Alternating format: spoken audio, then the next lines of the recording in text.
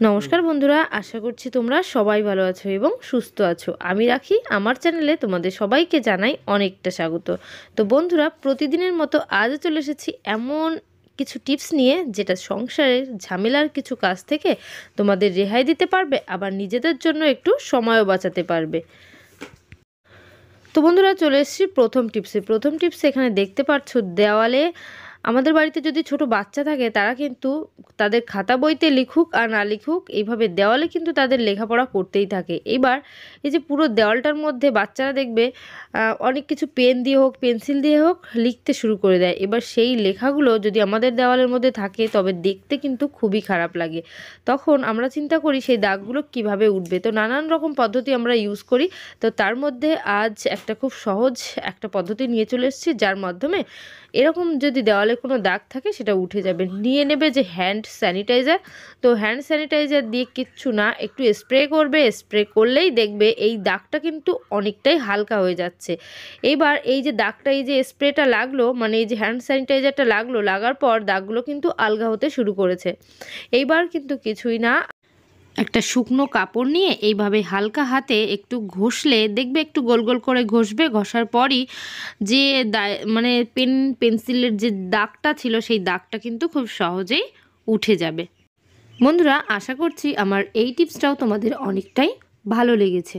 যদি ভালো লাগে একটু কমেন্ট করে জানিয়ে দিও। চলে এলাম পরবর্তী টিপসে একটা প্লেট নিয়ে নিয়েছি আর নিয়ে নিয়েছি এই ধরনের শ্যাম্পুর কি ব্যবহার করি আমরা যখন মাথায় শ্যাম্পু করি, মানে চুলটা ওয়াশ করি, তার জন্য কিন্তু শ্যাম্পু ব্যবহার করি। তো চুল ওয়াশ করা ছাড়াও আজ কিন্তু খুব গুরুত্বপূর্ণ একটা টিপস বলতে চলেছে, সেটা হলো শ্যাম্পু নিয়ে নিয়েছি, এর মধ্যে নিয়ে নিয়েছি কিছুটা চিনি আর নিয়ে নিয়েছি খাবার সোডা। এবার শ্যাম্পু, চিনি আর খাবার সোডা এই তিনটে একসঙ্গে আমি কিন্তু খুব সুন্দর করে চামচের সাহায্যে মিশিয়ে নেব। মিশিয়ে একটা মিশ্রণ কিন্তু তৈরি হয়ে গেল।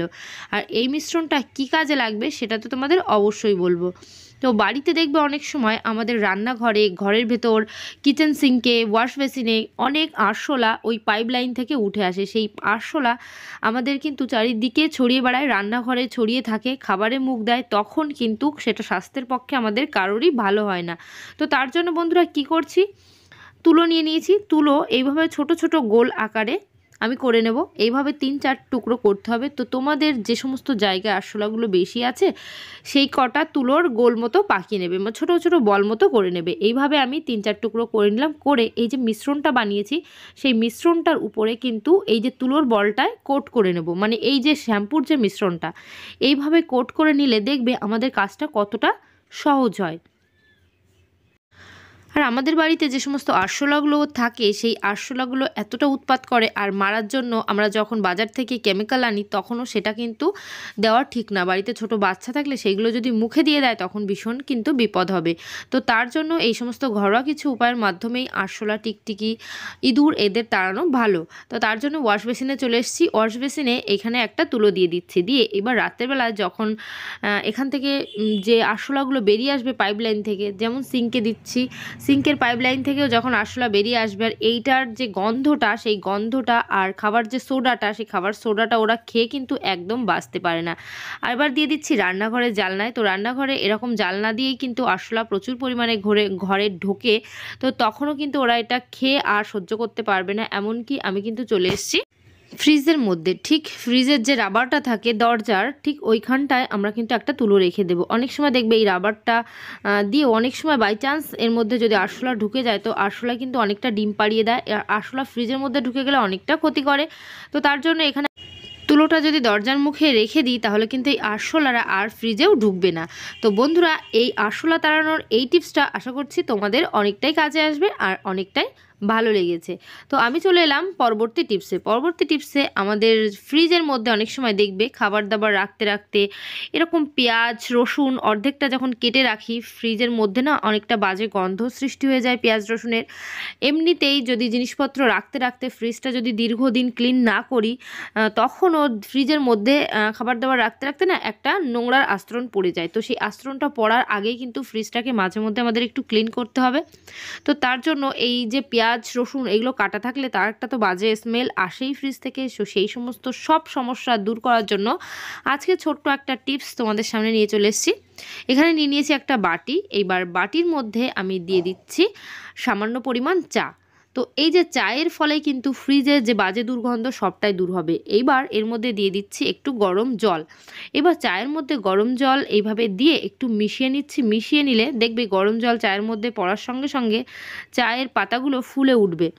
তো ফুলে ওঠার পর এর মধ্যে আমি আরও একটা উপাদান দিচ্ছি, সেটা তো দেখতেই পারছো, পাউডার। তো যদি খুব সুন্দর একটা সেন্টের পাউডার দিতে পারো তাহলেও কিন্তু খুব ভালো হয়। এইভাবে পাউডার দিয়ে আর চায়ের জল যে একটা মিশ্রণ তৈরি হচ্ছে, আমি চামচের সাহায্যে খুব ভালো করে কিন্তু এই যে পাউডারগুলো মিশিয়ে নেব। পাউডারগুলো যখন খুব ভালো করে মিশে গেল, এইবার আমি অন্য একটা পাত্র নিয়ে নিয়েছি একটা ছেঁকনির সাহায্যে চা পাতাগুলো ছেঁকে নেব। চা পাতাগুলো ছেঁকে যে সলিউশনটা আমার তৈরি হয়ে গেছে, এই সলিউশনের ফলে আমাদের ফ্রিজের যে বাজে দুর্গন্ধ, ফ্রিজটা ক্লিনিং করার যে সমস্ত সমস্যা সব দূর হবে। নিয়েছি একটা স্প্রে বোতল। তোমরা বাজারে ইজিলি পেয়ে যাবে যে কোনো স্প্রে বোতল। তো এরকম একটা স্প্রে বোতল নিয়ে নেবে। তো আমার বাড়িতে এটা ছিল, এই জন্য এটা আমি ব্যবহার করি। নিয়েছি অল্প একটু জল নিয়েছি, মানে এই যে মিশ্রণটা তৈরি হয়েছে আমার অল্প। এবার এটা আমি একটা বোতলের মধ্যে তো দিয়ে নিয়েছি, দিয়ে এবার স্প্রে করে তোমাদের দেখিয়েও দিচ্ছি। এইভাবে স্প্রে করে তারপর কিন্তু আমরা কাজ করতে চলেছি যে কিভাবে আমরা এই কাজটা করব। তো চলো বন্ধুরা, ফ্রিজের মধ্যে এই যে সমস্ত জিনিসপত্রগুলো ছিল সেগুলো প্রথমে আমি একটু করে বের করে নেব। এবার এইভাবে আমি বের করে তারপর আমি কিভাবে ক্লিন করব তোমাদের সেটা দেখিয়ে দিচ্ছি। তো দেখো বন্ধুরা, ফ্রিজটা কিন্তু যে আমি এই পার্টটা এখন তোমাদের পরিষ্কার করে দেখাবো, তার জন্য এই পার্টটায় আমি ফাঁকা করে নিলাম সব কিছু। এইবার এই যে আমি সলিউশনটা তৈরি করেছি, সেই সলিউশনটা পুরো এই কাচের উপরে কিন্তু স্প্রে করে দেব। এবার এইভাবে যখন আমি কাচের উপরে স্প্রে করে দেব, এটা একটা শুকনো কাপড় দিয়ে হালকা হাতে মুছে নিলেই কিন্তু এই যে কাচের উপরে যে নোংরা পড়ে আছে এগুলো কিন্তু একেবারে ক্লিন হয়ে যাবে। আশা করছি এই ফ্রিজের মধ্যে এই যে সমস্ত সমস্যা আমাদের সম্মুখীন হতে হয় সেই সমস্যার মধ্যে আমাদের পড়তে হবে না। এবার নিচের দিকটাও কিন্তু একটু করে পরিষ্কার করে দেবো। এইভাবেই শুকনো একটা কাপড় দিয়ে এইভাবে মুছেই কিন্তু আমি পরিষ্কার করে দিচ্ছি। আর এই সলিউশনের মধ্যে যেহেতু পাউডার আছে, এই জন্য বিভিন্ন খারাপ স্মেলগুলোও দূর হয়ে যাবে। আশা করছি টিপসটাও অনেকটাই ভালো লেগেছে। তো চলে এলাম পরবর্তী টিপসে। বন্ধুরা, এখানে দেখতে পাচ্ছ কিছুটা পেন আছে। তো এই ধরনের পেন বাড়ির বাচ্চা হোক বড় হোক সবাই লেখাপড়া করার জন্য তো ব্যবহার করি। এবার এই ইউজ অ্যান্ড থ্রো পেনগুলো আমরা ব্যবহার করে যখন কালি শেষ হয়ে যায় পেনগুলো ছুঁড়ে ফেলে দিই। ফেলে দেবে না, ফেলে না দিয়েও এই পেনগুলো দিয়েও কিন্তু অনেকটা কাজ করতে পারি। সেটা কি, পেনের এই যে ঢাকনাগুলো আছে, এই ঢাকনাগুলো দিয়ে খুব ভালো একটা কাজ আজ কিন্তু করতে চলেছি। সেগুলো কি দেখো বন্ধুরা, এই ধরনের ঢাকনাগুলোকে আমরা নিয়ে নেব। প্রথমে নিয়ে এর এই যে ডান্টিটাকে আমরা এভাবে হাতের সাহায্যে একটু ফাঁকা করে নেব।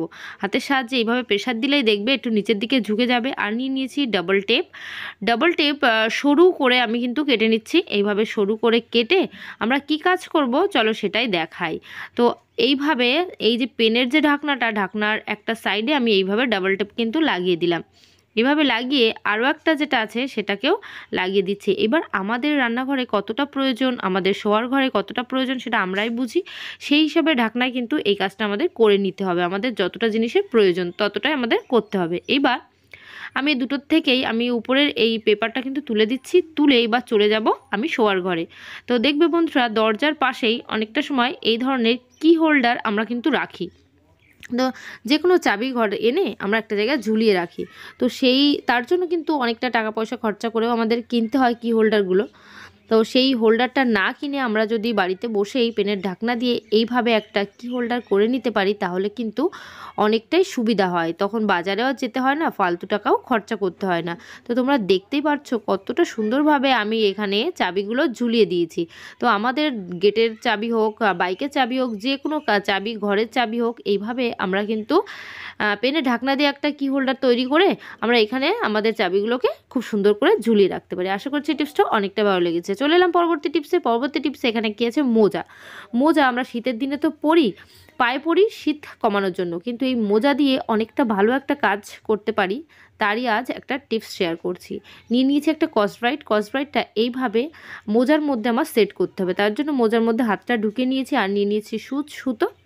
এবার আমার সুচ দিয়ে এইভাবে এই স্কচব্রাইটটাকে একটু নতুন ধরনের স্কচব্রাইট নিতে চাইবে, কারণ পুরনোটা নিলে তাতে বেশি ধার থাকে না, ওটাতে কাজ হবে না। তো এইভাবে আমরা কিভাবে আমি কাজটা করছি তোমরা ভিডিওটা কিন্তু সম্পূর্ণ দেখবে। এইভাবে একটু সুচ দিয়ে স্কচব্রাইটটা মোজার মধ্যে কিন্তু সেট করে নেব। আর মোজার মধ্যে সেট করার পর আমি কি কাজ করব সেটা তোমরা অবশ্যই দেখবে। ভিডিওটা কিন্তু সম্পূর্ণটাই দেখতে হবে, স্কিপ করলে তোমরা কিন্তু কোনো টিপসটাও একের পর এক বুঝতে পারবে না, তখন বলবে আমি টিপসগুলো ঠিকমতো করি না। তার জন্য অনুরোধ রইল সম্পূর্ণ ভিডিওটাই কিন্তু দেখবে। এইবার আমার কিন্তু এখানে স্কচব্রাইটটা মোজার মধ্যে সেট করা হয়ে গেছে। এবার সুচটা আমি কেটে দেবো। কেটে এই যে স্কচব্রাইটটা আমি তৈরি করলাম, স্কচব্রাইট দিয়ে এই যে মোজার সঙ্গে সেট করলাম, এটার কি কাজ চলো জানাই। আর এখন যেহেতু শীতকাল, শীতের দিনে এই কাজটার জন্যই কিন্তু আমি বানিয়েছি। এটা কিন্তু ভীষণ ভালো, তোমরা এরকম একটা মোজার মধ্যে স্কচব্রাইট সেট করে রাখতে পারো, দেখবে অনেকটাই কাজে আসে। চলে এসেছি আলু নিয়ে। তো এখন যেহেতু শীত পড়ে গেছে, শীতের সিজনে নতুন আলু বাজারে কিন্তু উঠে গেছে। এবার নতুন আলু আমরা কিন্তু পিলার দিয়ে হোক, বটি দিয়ে হোক, চাকু দিয়ে হোক খোসাটা ফেলতে পারি না, কারণ খোসা ফেললে অনেকটা করে আলু এর মধ্যে চলে যায়। এই জন্য নতুন আলুগুলোকে খোসা আমরা হাত দিয়ে তুলে ফেলি, অথবা বটির পেছনে, চাকুর পেছনে টান দিলে উঠে যায়। তো সেই সমস্ত না করেও খুব সহজ একটা পদ্ধতির মাধ্যমে আজ আলুর খোসাগুলো তুলে ফেলবো। তো আমি ওই যে মোজার মধ্যে যে স্কচব্রাইটটা সেট করেছি, নতুন স্কচব্রাইট দিয়েই কিন্তু আলুগুলো আজ পরিষ্কার হবে। এইবার এই মোজাটা আমি হাতের মধ্যে পরে নিচ্ছি। পরে খুব সহজে আলুর গায়ে এরকম ঘষা দিলে, যদি নতুন স্কচব্রাইট থাকে তাহলে দেখবে আলুর গায়ে ঘষা দিলে কিন্তু কয়েক মুহূর্তের মধ্যে আলুর সমস্ত খোসা উঠে যাচ্ছে। কোনো কষ্ট করতে হচ্ছে না যে ভীষণ পরিশ্রম হচ্ছে কাজটা করতে, তেমনও না। অল্প পরিশ্রমেও কিন্তু আমাদের অনেকটা আলুই পরিষ্কার করা হয়ে যাচ্ছে। তো এইভাবে যদি আমরা আমাদের আলুগুলোকে পরিষ্কার করে নিতে পারি, মানে নতুন আলু যে বাজার থেকে এসছে সেই আলুকে পরিষ্কার করে নিতে পারি, তাহলে আমাদের কিন্তু আলুটা চাকু, ছুরি, বটি দিয়ে কেটে নেওয়ার কোনো প্রবলেমও থাকবে না। আর খুব সহজেই কিন্তু আমরা আলুগুলো দেখতেই পারছো পরিষ্কার করে নিচ্ছি। এবার আর কিছু না, এইভাবে আমাদের কিছুটা আলু কিন্তু সব পরিষ্কার করা হয়ে গেল। এবার এই আলুগুলোকে আমি প্লেন জলে এখন কিন্তু ধুয়ে নেব। প্লেন জলে ধুয়ে তারপর এটাকে আমরা রান্না করব। আর এই নতুন আলু দিয়ে আমরা অনেকে কিন্তু আলুর দম তৈরি করছি, এই জন্য ছোটো আলু আজ নিয়েছি, আলুর দম তৈরি হবে। এবার তোমরা বিভিন্ন ধরনের রেসিপি হোক, আলুর দম হোক, বিভিন্ন কিছু করার সময় কিন্তু আলুর প্রয়োজন হয়। এবার যদি নতুন আলু হয় তাহলে তো খুবই ভালো হয়। তো তার জন্য বন্ধুরা আমি নতুন আলু দিয়ে নতুন আলুর খোসাটা ওঠানোর একটা খুব সহজ পদ্ধতি তোমাদের সামনে কিন্তু নিয়ে চলে এসেছি। বন্ধুরা আশা করছি আমার আলু পরিষ্কার করার এই টিপসটা তোমাদের অনেকটাই কাজে আসবে, অনেকটাই ভালো লেগেছে। তো চলো বন্ধুরা, আজকের ভিডিও আমি কিন্তু এখানেই শেষ করছি। আশা করছি সবাই ভালো থাকবে, সুস্থ থাকবে। আবার নেক্সট ভিডিও তাড়াতাড়ি দেখা হচ্ছে। তো বাই, টাটা।